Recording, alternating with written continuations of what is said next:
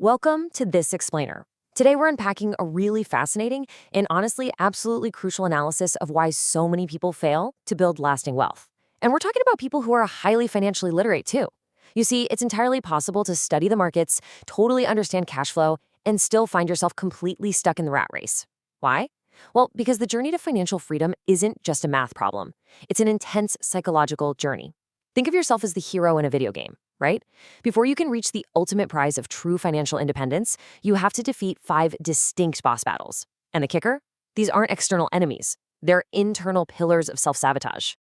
Okay, so let's dive right into these obstacles to freedom. Because as you're about to see, just having the knowledge in your head, it is not enough to win the game. To actually escape the rat race, we are going to systematically dismantle 5 roadblocks today: the fear of losing money, overcoming cynicism, laziness disguised as busyness, failing to pay yourself first, and finally, the trap of arrogance and ignorance. I really want to emphasize this overarching theme because it is just so vital to grasp. The primary problem keeping you from wealth isn't the stock market, it's not the real estate market, and it's certainly not the economy. The problem is the mind. Fear, cynicism, laziness, bad habits, and arrogance. These are the 5 weapons of self-sabotage. We have to identify them before we can defeat them. So let's tackle that very first boss battle. Obstacle number 1. The fear of losing money, and why we desperately need what we call the Alamo mindset. Look, let's be real. Everyone experiences the fear of losing money. I mean, I have never met anyone who actually enjoys losing cash. And there's absolutely no rich person out there who hasn't taken a financial hit at some point. The difference between the wealthy and everyone else isn't the absence of fear, it's how they handle it. Most people play the money game not to lose. They seek out these overly safe, heavily balanced portfolios that frankly just result in stagnant growth. It's a completely defensive play. But the wealthy, they play to win. It's the Texan mindset. When Texans win, they win big. And when they lose, well, it's spectacular, kind of like the Alamo. The Alamo was a devastating military defeat, but Texans didn't just bury that failure. No way. They used it as a rallying cry. Remember the Alamo. They literally turned a massive, painful loss into the ultimate inspiration for future victory. Former NFL quarterback Fran Tarkenton really hit the nail on the head with this. Winning means being unafraid to lose. Think about it. Great athletes, just like great investors, hate losing, but they aren't terrified of it. They use the intense sting of a loss to push themselves, to study harder, to work smarter, and to come back even stronger. Failure inspires winners. But for the middle class, who are busy playing it safe, failure just defeats them. And that naturally brings us to obstacle number 2. Overcoming cynicism and dealing with our inner doubts and those annoying little chickens. We all have that chicken little voice inside our heads, constantly screaming that the sky is falling. You know the one. It's that voice of doubt whispering, "But what if the economy crashes right after I invest?" And this noise doesn't just come from within. It comes from our friends, our family, the news. The key difference here is how you process that noise. Cynics criticize, but winners analyze. Let me give you a perfect example. When people hear about investing in real estate to build wealth, the cynic immediately groans, I don't want to get calls at 2 a.m. to fix toilets." They criticize the idea, blinding themselves to the potential wealth, and basically trap themselves in fear over a minor inconvenience. But the winner? The winner analyzes the situation. They think, well, I don't want to fix toilets either. So how do I hire a brilliant property manager to handle the toilets while I just collect the cash flow? Analyzing opens your eyes to massive opportunities that cynics completely miss. 1,009. That is a staggering number. It represents the exact number of times Colonel Sanders was rejected when he was trying to sell his famous fried chicken recipe. Picture this.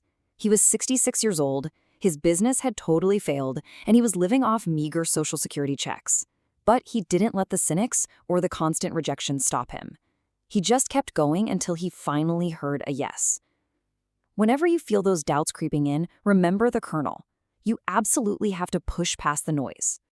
Moving right along to the third obstacle, laziness as busyness, and how we use our chaotic schedules to hide from the truth. Now, when we think of laziness, we usually picture someone lounging on a couch, right? Just binge watching TV. But the most common, and honestly the most dangerous form of laziness today is actually busyness. It's staying overwhelmingly busy at the office or running the kids around all weekend, specifically to avoid confronting the big, scary financial decisions that could actually change your life.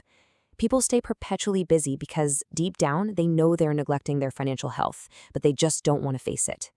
So what on earth is the cure for this sophisticated form of laziness? Surprisingly, it's a healthy, small dose of greed. Seriously, it's giving yourself permission to ask what's in it for me, or what would my life look like if I never actually had to work again? Without that spark of desire for a better life, there is just no progress. Implementing this spark starts directly with our language. Saying I can't afford it is just plain lazy. The second you utter those words, your brain completely shuts down. It breeds this heavy feeling of sadness and helplessness. But just by shifting that phrase into a question, how can I afford it? You force your brain to wake up.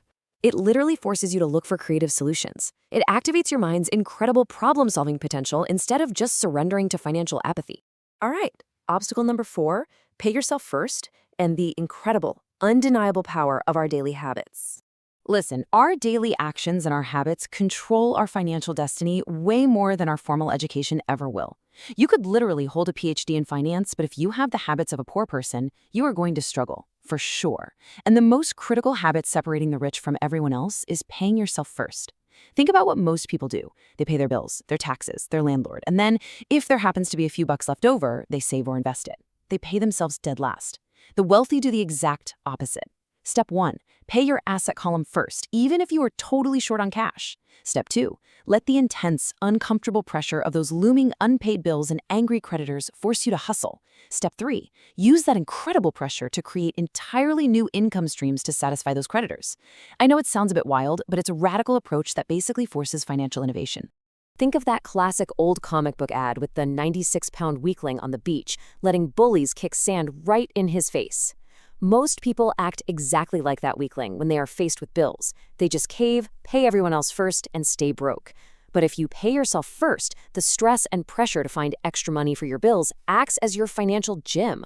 Working out your financial muscles under that intense pressure makes you smarter, tougher, and significantly wealthier in the long run. And that brings us to the 5th and final trap: arrogance and ignorance. The last boss battle. So many people, especially when they're discussing money or investments, use arrogance as a camouflage.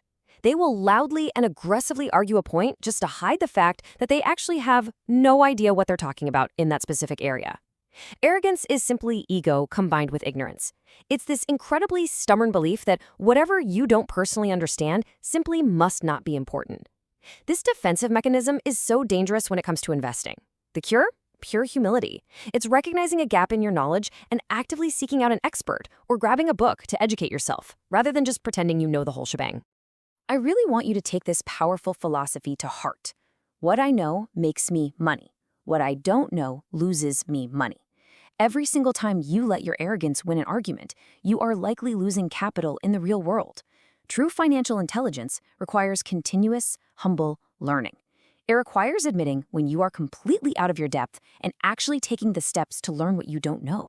Well, we have covered a ton of ground in this explainer today, tackling fear, cynicism, busyness, habits, and arrogance. But I want to leave you with one final provocative question. How will you face failure? Are you going to let the fear of it weaken you and keep you playing it safe, forever stuck running on that hamster wheel in the rat race? Or will you adopt the mindset of a true winner, where failure isn't the end of the road, but the ultimate inspiration to push forward and claim your financial freedom? The choice is entirely yours. Keep learning, keep analyzing, and I'll catch you on the next explainer.